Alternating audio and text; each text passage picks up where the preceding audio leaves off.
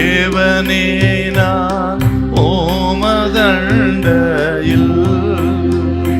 இல்லோம் நெருங்கி சேர்வதே என் ஆவல் பூமியில்.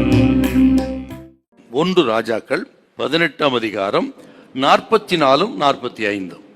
7ஆம் தரம் இவன் இதோ சமுத்திரத்திலிருந்து ஒரு மனுஷருடைய உள்ளங்கை அத்தனை சிறிய மேகம் எழும்புகிறது என்றான். உள்ளங்கை சிறிய மேகம் எழும்புகிறது என்றான்.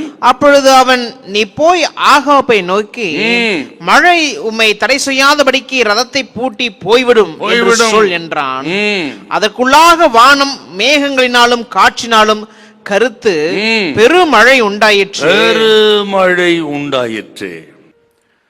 பக்தன் எலியாவின் நாட்களிலே ஆண்டவர் 3.5 ஆண்டு காலம் மழை பெய்யாதபடிக்கு வானத்தை அடைத்தார்.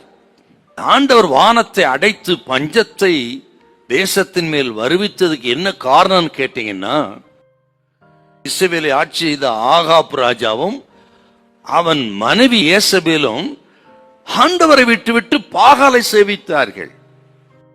இப்படி உண்மையான தெய்வத்தை விட்டுவிட்டு பாகாலை சேவித்த பொழுது அவர்கள் மேல் கர்த்தர் தொடுத்த யுத்தம் தான் இந்த பஞ்சம். சிருஷ்டிகரை தொழுது கொள்ளாமல் சிருஷ்டியை தொழுது கொண்ட இந்த ராஜா அந்த ராணி மேல் ஆண்டவர் யுத்தம் தாங்க பஞ்சம். அவருடைய அட்டென்ஷனை அவர் பக்கம் திருப்பும்படி தேவனால் அனுப்பப்பட்ட பஞ்சம்.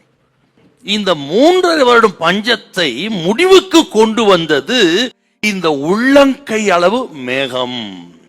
அந்த கையளவு மேகத்தை அற்பமாய் எண்ணாதே, ஒரு பெருமழை இருக்கிறது என்கிற ஒரு சத்தியத்துங்க பார்க்கிறோம். அருமையான கர்த்தருடைய பிள்ளைகளே, ஆண்டவருடைய பெரிய செயல்கள், கிரியைகள் எல்லாம், பெரிய திட்டங்கள் எல்லாம் ஆரம்பம் சிறியதாகத்தான் இருக்கும், ஆரம்பம் அற்பமாகத்தான் இருக்கும். கர்த்தர் உங்களோட தான் பேசான்னு விசுவாசிங்க. அவங்க வாழ்க்கையில, குடும்பத்துல, ஊழியத்துல பெரிய திட்டத்தை, பெரிய காரியங்களை, பெரிய செயல்களை செய்வதற்கு ஆரம்பம் எதுவும் அற்பமா தான் இருக்கும். ஆக அந்த அற்பமாக எண்ணாதிருங்கள். ஒரு சிறிய காரியமா இருக்கலாம், சிறிய விஷயமா இருக்கலாம், அந்த ஆரம்பத்தை அற்பமாக எண்ணாதிருங்கள். அங்கேதான் அற்புதம் செய்வதற்கு தேவன் தொடங்க போகிறார் என்று விசுவாசிக்கணும்.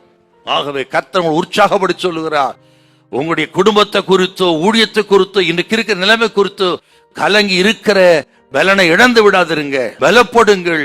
ஒரு சிறிய மேகம் தான் பெரிய மழைக்கு ஆரம்பம் என்பதை மனதில் வைத்து எழும்பி பிரகாசிங்கள், உங்கள் ஒளி வந்தது. ஹல்லேலூயா, ஹல்லேலூயா.